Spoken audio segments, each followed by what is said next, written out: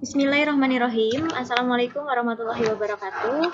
Halo anak-anak, apa kabarnya? Semoga selalu dalam keadaan sehat dan selalu semangat dalam melaksanakan pembelajaran jarak jauh ini. Kembali lagi bersama Ibu. Di sini Ibu akan melanjutkan materi selanjutnya.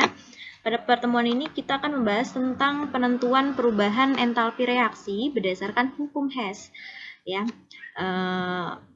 Jadi nanti hukum Hess ini nanti akan Ibu bahas bagaimana kalau bentuknya diagram atau nanti bentuknya siklus maupun bentuknya reaksi ya. Baik, sebelum kita mulai, alangkah lebih baiknya untuk kita berdoa terlebih dahulu. Berdoa dimulai.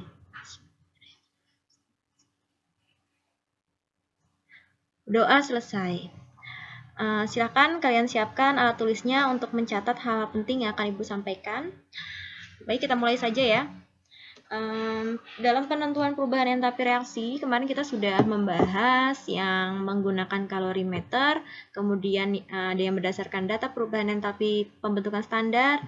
Nah, sekali ini kita akan lanjutkan ya, yang berdasarkan hukum Hess. Tadi ya, hukum Hess ada yang bentuknya nanti diagram, siklus, dan juga reaksi.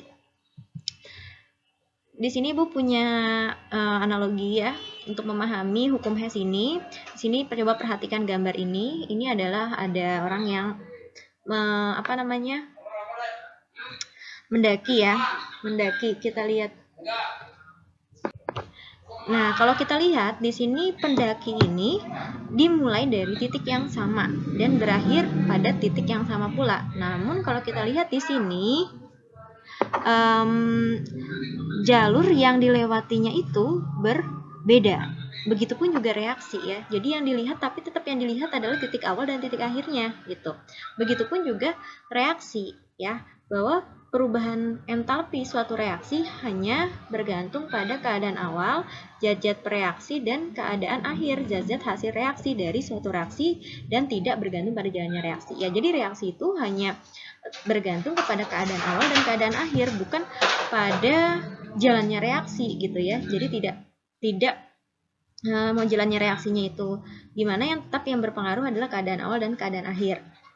Itu sesuai dengan yang dilakukan oleh Henry Germain Hess pada tahun 1840 yang melakukan serangkai percobaan yang diperoleh kesimpulan tadi seperti tadi. Itulah hukum Hess. Baik, di sini Ibu akan bahas dulu yang bentuknya, kalau di dalam soal bentuknya diagram ya. Jadi diagram ini seperti bunyi hukum Hess, perhitungan dengan cara diagram adalah dengan memperhatikan keadaan awal dan keadaan akhir dan tanda panah reaksi. Jadi kalian perhatikan mana keadaan awalnya, mana keadaan akhir, atau reaksinya mana, produknya mana gitu ya.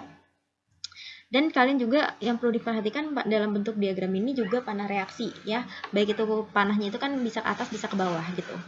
Nah, di sini Bu ada soal, coba perhatikan di sini ya. Ini kan ada suatu diagram. Nah, kalian tentukan dulu keadaan awalnya mana, keadaan akhirnya mana, atau reaksinya mana, produknya mana gitu kan. Nah, untuk tahu kita lihat saja gitu ya. Lihat ini kan ada ujung panah ini ya. Ini banyaknya di mana ya. Kalau Ibu biasanya gitu untuk menentukan ini biar nggak keliru ya. Ini panahnya di mana nih ya. Mengarahnya kebanyakan kemana? Oh, ke sini kan, ke NO2. Berarti ini sebagai produk. Nah, terus reaksinya mana? Keadaan awalnya mana? Gitu kan? Kita lihat ini yang garis ini nih. Kebanyakan di mana? Oh, di sini kan, setengah N2 dan O2. Berarti ini keadaan awalnya dan ini keadaan akhirnya, gitu kan? Jadi reaksi itu ada yang langsung membentuk produk, ada yang tidak langsung, ya. Gitu. Jadi bisa Ibu sebut dengan jalan 1 dan jalan 2, atau jalan yang langsung, ada yang jalan yang tidak langsung. Nah, ini kan tadi keadaan awal nih, ini keadaan akhir. Nah, ini kan ada yang garis pertama satu ini aja kan, langsung, ini artinya jalan pertama ini langsung. Ada yang jalan tidak langsung ya. Ini berarti ada yang kesini dulu membentuk NO dan setengah O2 baru membentuk NO2 gitu ya.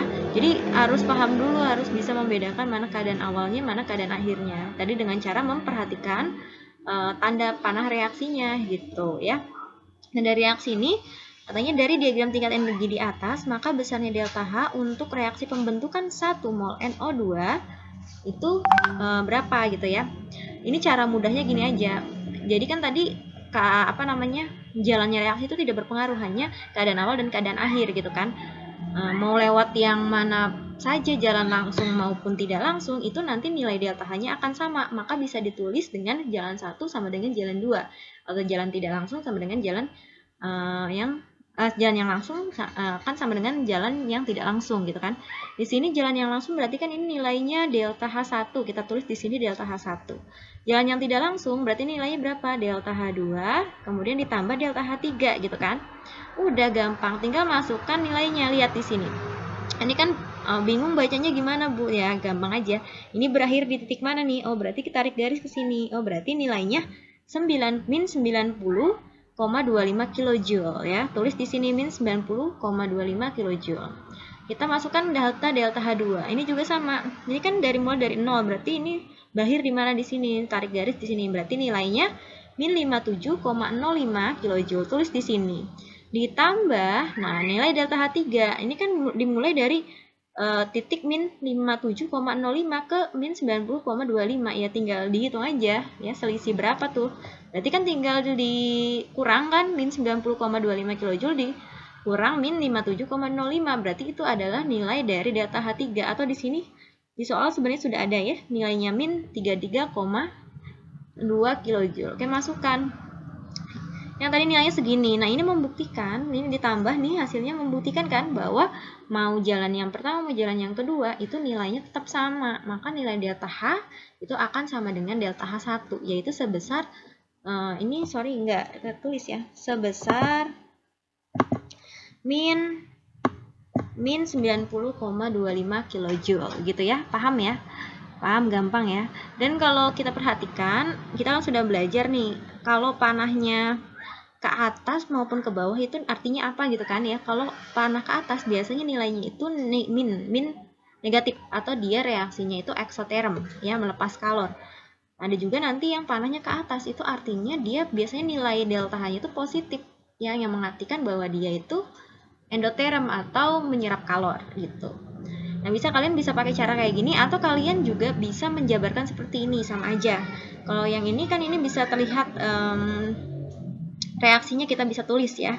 Nah, yang pertama itu ini kan jalan yang pertama nih, yaitu dari setengah N2 dan plus O2 itu membentuk NO2. Ini kita tuliskan nih, ini delta H-nya min 90,25 kJ. Ini jalan pertama ya kan, tahap 1 gitu. Kita bilang tahap 1. Nah, yang jalan kedua yang tidak langsung ini kan setengah N2 plus O2 membentuk dulu NO plus setengah O2 dulu. Ini kita tulis yang nilainya delta H2-nya min 57,05 gitu kan. Ada lagi setelah itu baru dia membentuk NO2, yaitu NO ditambah setengah O2 menghasilkan NO2, yaitu delta H3-nya min 33,2 kJ. Ya sudah, setelah itu kita jumlah. Ini kan yang diminta kan reaksi yang ini, ya kan? Bagaimana caranya? Ini tinggal yang samanya dicoret. Ini kan yang bisa dicoret, ingat ya, yang bisa dicoret itu ketika sama, yang satu di kiri panah, yang satu di kanan panah. Kalau sama-sama di kiri tidak bisa dicoret, atau sama-sama di kanan, yang samanya tidak bisa dicoret. Bisa dicoret ketika dia berbeda di kanan maupun di kiri. Ini dicoret ya. Ini juga setengah O2 dicoret sama. Udah turun, berarti turun setengah N2 dan ditambah O2, turun lagi NO2. Jadi sama kan sama yang diminta. Nah, itu juga hasilnya min 90,25 kJ. Nilai delta H itu akan sama dengan delta H1. Itu min ya, ini min 90,25 kJ. Jadi seperti itu. Itu kalau bentuknya diagram. Nih, Bu, masih ada contoh. Nah, kalau bentuk diagramnya seperti ini, nggak usah bingung ya, sama aja. Yang penting kalian bisa menentukan mana titik awalnya, mana titik akhirnya, atau mana reaksinya, mana produknya, gitu ya kan. Nah, di sini ada contoh seperti ini bentuknya. Ditanyakan tentukan entalpi standar pembentukan gas NO2. Sebenarnya bisa kita lihat juga dari soalnya ya, dia apa. Tapi kalau misalnya di soalnya, bisa lihat di soalnya gini, pembentukan NO2, berarti kan ini NO2 ya. Nah, ini berarti kita tentukan mana yang langsung, mana yang tidak langsung gitu. Kalau misalnya ini tidak ada dalam bentuk ini aja gitu, kalian bisa tentukan tadi, lihat panahnya ini, panahnya yang paling banyak di mana, mengarah kemana nih yang hitam-hitam ini ya. Oh, mengarah ke sini. Oh, berarti ini produknya. Terus yang ini tinggal tentukan mana yang cara langsung, yang langsung, mana yang tidak langsung. Berarti kan ini yang langsung. Ya kan? Makanya di sini delta H1. Ini langsung. Ada yang tidak langsung. Nah, ini yang tidak langsung nih, ke sini dulu baru ke sini. Kok bisa gitu ya? Nggak apa-apa ya. Ini sama aja sama yang tadi sebenarnya bentuknya. Cuman sama aja sebenarnya, cuman bentuknya aja yang berbeda ini. Nggak apa-apa muter gini ya. Ya, berarti ini cari tidak langsung nih. Ini dulu baru ke sini. Ya sudah, sama kayak tadi, jalan pertama sama dengan jalan kedua, jalan langsung sama yang tidak langsung. Tinggal masukkan, ini delta H1-nya dicari ya, ini dicari. Berarti kan jalan keduanya ke delta H2 dulu baru ke delta H3. Ya sudah, masukkan. Nah, delta H2-nya berapa? Positif tuh, ingat. Ya, kebanyak. Kalau kita lihat, kalau panahnya ke atas tuh nilainya ini positif 90,37 kJ per mol. Dan ke bawah, ke delta H3 ditambah delta H3. Delta H3-nya di sini min 56,52 kJ per mol gitu kan. Ya sudah, setelah itu ditambah, dapatkan hasil plus 33,85 kJ per mol. Maka delta H pembentukan dari gas NO2 itu sebesar positif 33,85 kJ per mol, atau dia menyerap kalor sebesar 33,85 kJ per mol. Gampang ya, jadi harus bisa menentukan mana yang produknya, mana yang langsung, mana yang tidak langsung. Gampang ya. Tinggal rumusnya gampang, tinggal dijumlah-jumlah aja ya. Yang penting paham gitu. Oke, kita masuk ke yang siklus. Kalau bentuknya siklus, sebenarnya ini cara siklus ini mirip sama cara diagram, cuma bentuknya lebih fleksibel atau lebih gampang dipahami sih sebenarnya yang ini ya. Sama, kalian perhatikan juga mana titik awalnya, mana titik akhirnya, mana yang langsung, mana yang tidak langsung. Nah, ini ada soal diketahui diagram siklus Hess. Tentukan entalpi standar pembentukan gas CO2 ya. Nah, ini bisa dilihat dari soalnya, ini kan gas CO2 ya, berarti ya ini berarti kan produknya. Atau kalau misalnya ini kita lihat, ini lihat aja panah yang hitamnya ini banyaknya di mana, berarti itu mengarahkan kepada produk ya. Tinggal dicek mana yang langsung, mana yang tidak langsung. Ini kan langsung ke sini ya kan. Oh, ini tidak langsung nih. Ke sini dulu baru ke sini. Ya sudah, tinggal masukkan jalan 1, berarti kan ini ditanyakan delta H1-nya. Jalan 2 berarti ke delta H2 ditambah delta H3 gitu kan.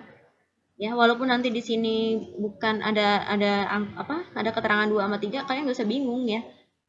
Bu, kan rumusnya selalu delta H1 sama dengan delta H2 tambah delta H3 ya. Walaupun di sini tulisannya nggak ada, ya nggak apa-apa. Yang penting kalian tahu ini mengarah kemana dulu, melewati mana dulu ya. Sudah, masukkan delta H2 ditambah delta H3.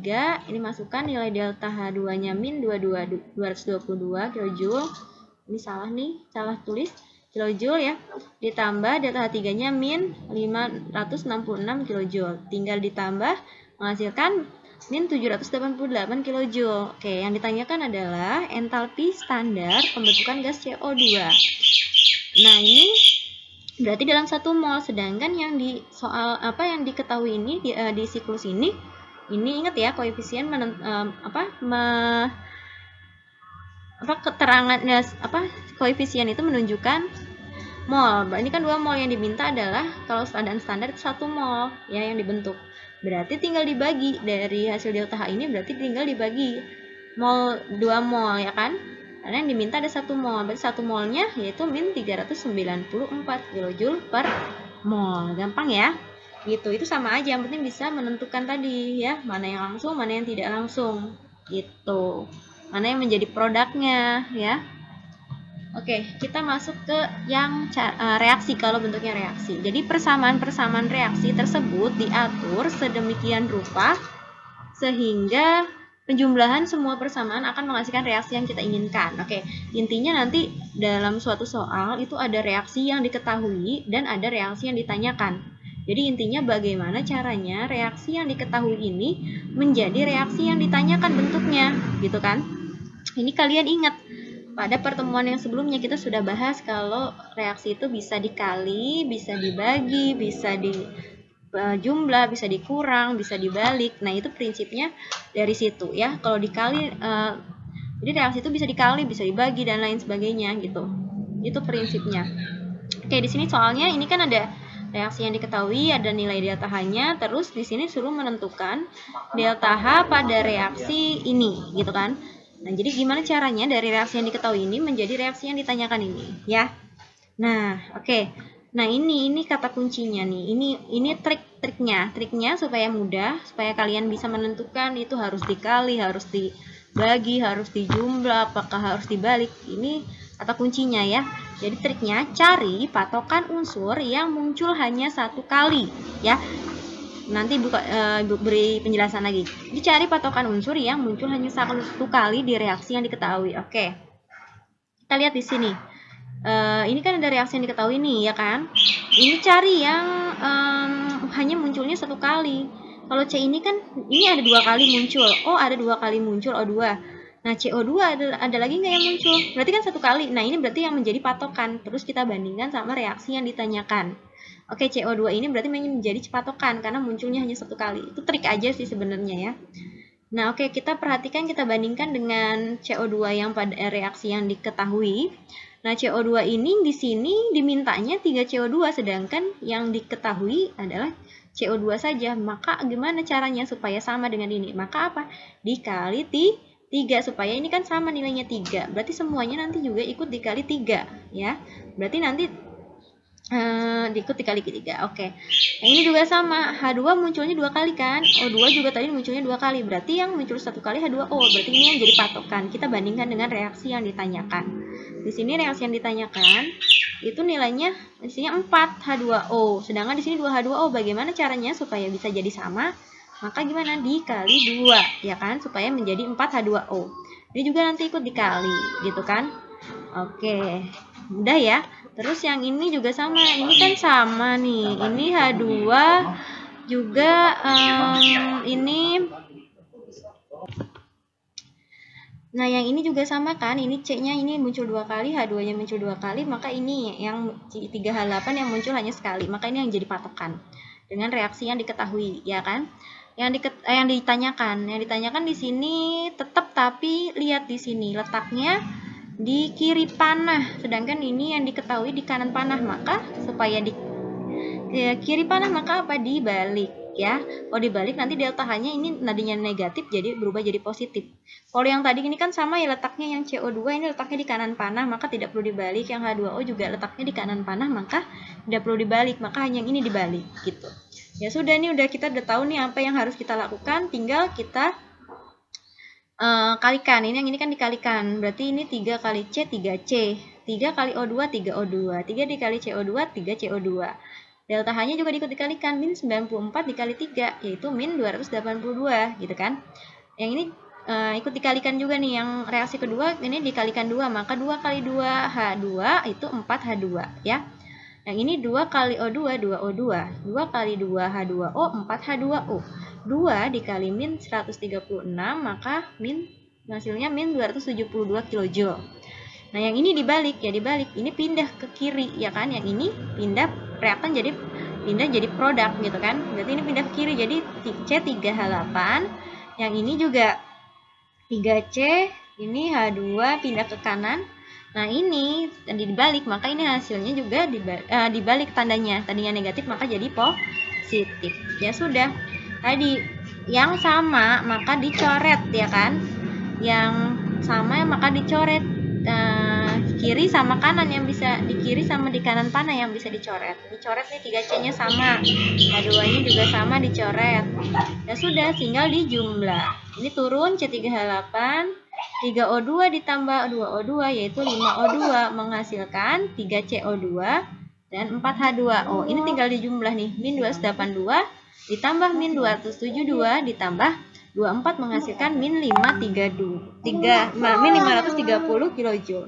Ini salah ya, ini bukan H2, tapi ini adalah H2O. Ini salah tulis ibu ya, ini H2O gitu. Nah, paham ya? Jadi intinya bagaimana caranya dari reaksi yang diketahui menjadi reaksi yang ditanyakan. Dengan cara dikali, bisa dibagi, bisa dikurang, bisa dibalik, seperti itu. Ya, paham? Oke, itu adalah penentuan perubahan entalpi reaksi berdasarkan hukum S, ya. Mungkin cukup sekian yang bisa Ibu sampaikan. Jika masih belum memahami atau masih ada yang ingin ditanyakan, silakan tanyakan di kolom komentar. bisa juga di Google Classroom, dan juga bisa WhatsApp Ibu langsung. Ya, jadi Ibu akhiri. Wabillahi taufiq wa hidayah. Wassalamualaikum warahmatullahi wabarakatuh.